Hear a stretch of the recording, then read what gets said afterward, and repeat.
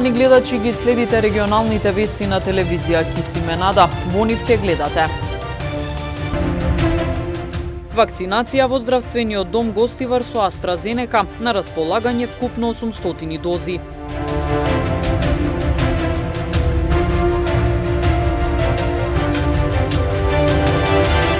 Во летото не е исклучена можноста за палење на дивите депонии, надлежните со апел да не се практикува таквото кривично дело.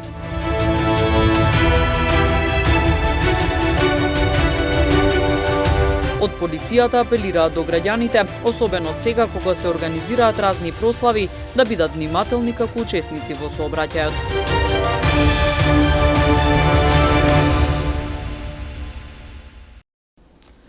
На пунктот за вакцинација против коронавирус во здравствениот дом во Гостивар моментално се врши имунизација со вакцината AstraZeneca.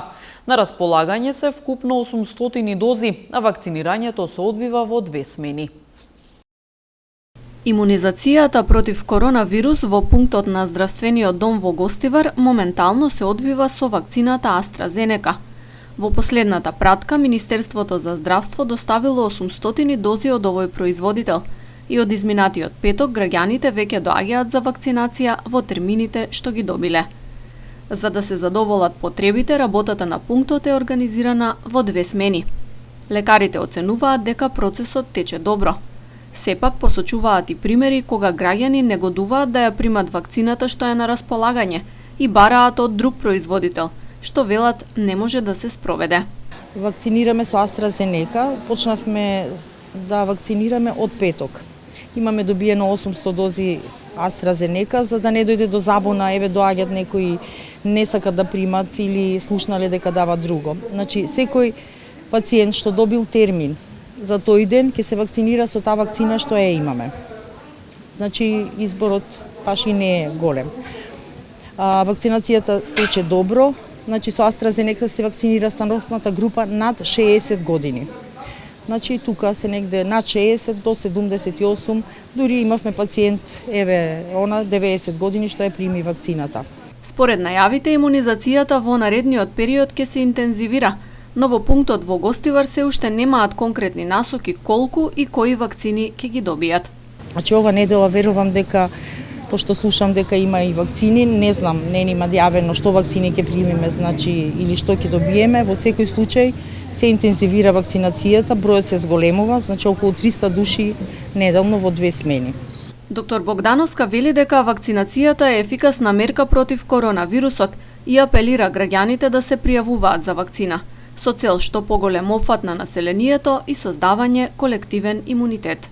До сега немаме несакани реакции, пак мојата парола е подобро да се вакцинира човек отколку да не се вакцинира. Секој организам си е за себе, значи сепак чим е пуштено од Министерството за здравство, вакцините проверени, секако се добри и до сега ви кажуваме подобро да се вакцинира отколку подобро ишто него ништо да не се прими или да се прележи, не дај Боже, како што беше пред тоа. Вакцинацијата на пунктот во здравствениот дом во Гостивар започна на 2 април и досега се аплицирани околу 3500 вакцини, од кои дел се втора доза. Во летните месеци не е исклучена можноста за палење на дивите депонии. Со нив се нанесува директна штета врз животната средина. Надлежните со апел да не се палат, бидејќи таквото однесување е кривично дело. Овој период, покрај зголемената опасност од избувнување пожари, се јавува проблемот и со палењето на дивите депонии. Покрај палењето на насобраниот отпад од секаков вид, надлежните многу често се соочуваат и со појавата на палење кабли и гуми. Со палењето на дивите депонии се загадува воздухот и се нанесува директна штета врз животната средина. Има една појава, значи еден феномен низ полошкото поле, кај што порано не сме научени ние тоа да го видиме. Сега во задни време имат појавено, значи се формираат мали диви депонии, каде што после формирањето на овие диви депонии и ги палат. Со нивното палење, значи, се знае што се отруе и полето и природата и ни ваѓат, реков преска, и многу работа и на нас, што ете има места кај што не можеме ми и да имаме пристап со нашите противпожарни возила, но и лично ние како пожарникари не можеме да стигнеме на време и на лице место. Општините да не дозволуваат палење на дивите депони, апелираат од територијалната противпожарна единица. Дивите депони би апелирал и до кај нашите градоначалници, биејќи законска обврска е на, да речем, за градоначалниците од руралните општини, значи законска обврска им е да формират просторни сили, нивни, и за секој момент и тие да бидат во готов, што се вика во готовс, да излегуваат и да гасат такви пожари на овие депонии. Инаку депонирањето на смет со што се загадува животната средина, но и палењето на депониите се смета како кривично дело и се казнува со закон. Очекуваме враќање на сите ученици во училиштата, но подготвени сме за уште две други сценарија, истакна министерката за образование и наука Мила Царовска во однос на прашањето за почетокот на следната учебна година. Сите во владата, и премиерот и министерот за здравство и јас како министерка за образование, сакаме да учебната година започне со физичко присуство. Но системот на образование е подготвен за три сценарија. Првото е целосно отварање на училиштата согласно протоколите здравствени, да можат сите ученици да седнат во своите клупи за сите оделенија и сите години. Тоа е првото и најдобро сценарио, најпосакувано за сите нас, ако епидемиолошката состојба се движи во рамки на соодветни за постапување по ова сценарио. За тоа ќе одлучува Комисијата за заразни болести, но сите очекуваме да состојбата во летниот период и почетокот на септември биде добра и токму затоа сметаме дека ова сценарио ќе биде спроведливо.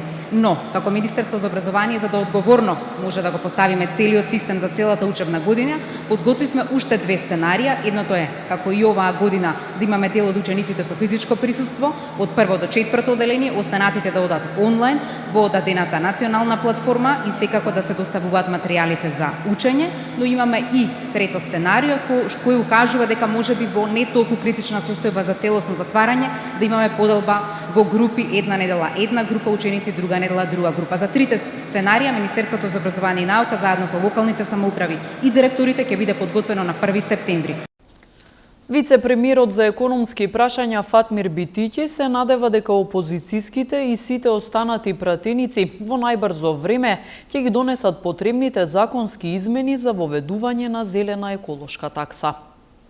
Јас навистина само се надевам дека и опозиционерите и сите пратеници во најбрзо време ќе ги донесат законските измени, а секако дали тоа ќе биде за 10 дена, дали за 15, за месец дена, можеби е работа на денови, но мислам дека ќе биде донесено и не верувам дека ќе се случи спротивното. Планот Б е граѓаните сами ќе се кажат. Нереално време е насловот на балетската представа која ќе има својата премиера вечерва во Центарот за култура во Тетово со почеток во 20 часот. Овој перформанс е дело на балерините од балетското студио Менада Тетово. Современ танц и театар, ова е добитната комбинација со која највозрасните балерини од балетското студио Менада ќе се представат пред тетовската публика во понеделник. Нереално време е насловот на нивното ново дело, во кое тетовци ќе може да уживаат во Центарот за култура Илјоантески смок. Перформансот ќе започне во 20 часот, а во него ќе се обработува актуелна тема која ги засега сите. Оваа балетска представа всушност представува еден сублимат, представува еден микс на современ танц и на театар и се изведува од страна на највозрасните балерини на балетското студио. Се обработува една актуелна тема, односно обсесија, која што сите некако неквалитетно ни го троши нашето слободно време, зависност од која што всушност се опфатени сите генерации, буквално сите генерации во новото модерно време. Акцент се става на виртуелноста наспроти реалното време и кои се последиците од истото. Користиме една многу динамична музика, во исто време и ефектна музика, преку која полесно ја пресуваме приказната. Приказната е поучна, интересна и секако тера и на размислување. Оваа година сакаме публиката секако да ја расположиме, да внесеме една позитивна енергија која што многу ни е потребна во оваа секојдневие и да ја однесеме во еден друг нереален свет. Балерините се многу возбудени и среќни што после одредено време пауза повторно ќе настапат. Земајќи ја предвид претходната специфична година која што беше, во која што имаше период на работа, имаше период на стагнација, можам да кажам дека многу успешно спремивме 2 балетски изведби, едната помина, другата е сега. Горда сум на тоа и секако излеговме од оваа година како победници. Многу ни значи што повторно сме тука на сцената во Центарот за култура Илио Антевски смок, земајќи го предвид што веќе 2 години не сме немале никаков настап. Балерините се секако многу возбудени и среќни поради овој настап. Вратите во Центарот за култура ќе се отворат од 19 часот. Од балетското студио Менада апелираат присутните да ги почитуваат мерките за заштита од COVID-19 и секако да уживаат во она што тие го имаат подготвено за тетовската публика. 45 возачи возеле пребрзо на територијата на СВР Тетово. Од полицијата апелираат до граѓаните, особено сега кога се организираат разни прослави, да бидат внимателни како учесници во сообраќајот. За 5 часа во текот на вчерашниот ден на подрачјето на СВР Тетово санкционирани се 45 возачи кои управувале возило со брзина поголема од пропишаната. Во рамки на засилената акциска контрола 32 биле на територијата на Тетово, а 13 на територија на Гостивар. 41 возач возеле со брзина од над 50 км на час над пропишаната, а 6 за дури над 70 км на час над дозволената. Од Министерството за внатрешни работи апелираат граѓаните да бидат совесни учесници во сообраќајот, особено сега кога се организираат разни прослави. Апелирам до граѓаните да ги почитуваме мерките, да ги почитуваме прописите и им се заблагодарувам на најголемиот процент од граѓани кои што ги почитуваат овие прописи и заеднички предонесуваме за зголемена безбедност. Особено во овој период кога имаме олабавени мерки после ковид рестрикциите, имаме сега организирање на матурски прослави, на други веселби. Апелирам до младите луѓе, но и до родителите пред се. Не им давајте возило на вашите деца, со тоа не им правите услуга, туку фактички, ако им дадете возило и они го управуваат под дејство на алкохол, на тој начин ја загрозувате и нивната безбедност и безбедноста на другите учесници во сообраќајот. Апелирам до граѓаните и посебно поради временските услови, знаете дека сега имаме енормно високи температури, колку што е можно повеќе да внимаваме, да ги почитуваме правилата и прописите и заеднички да придонесеме за што побезбеден сообраќај на улиците и на патиштата.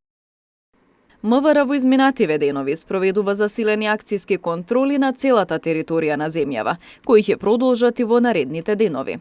Контролите се насочени пред се кон санкционирање на прекаршоците што според анализите на МВР се најчести причини за тешки сообраќајни незгоди, како што е возење со поголема брзина од дозволената, возење под дејство на алкохол и слично. Приведен албански државјанин кој нелегално престојувал во земјава. Следуваат деталите од полицискиот билтен на СВР Тетово. Во текот на вчерашниот ден на 10 лица од Тетово и 2 лица од Гостивар изготвени им се соодветни поднесоци за неносење на заштита на лицето. Вчера вечер пак околу 22 часот и 30 минути полициски службеници на СВР Тетово, одделение за внатрешни работи Гостивар, привеле 48 годишен албански државјанин поради илегален влез и непријавен престој во нашата земја. По приведувањето кое се случило во Неготино Полошко, тој е задржан во полициската станица Гостивар за натамошна постапка. Вчера околу 6 часот и 25 минути полициски службеници на СВР Тетово привеле и 21 годишникот Тетовско Блаце, кој претходно го нарушил јавниот рети мир во казино на улица Видуе Смилевски Бато во Тетово. Тој е задржан во полициската станица Тетово и ќе му биде изготвен соодветен поднесок. Почитувани гледачи, тука е крајот на денешните вести. Ви благодариме на вниманието. Пријатно.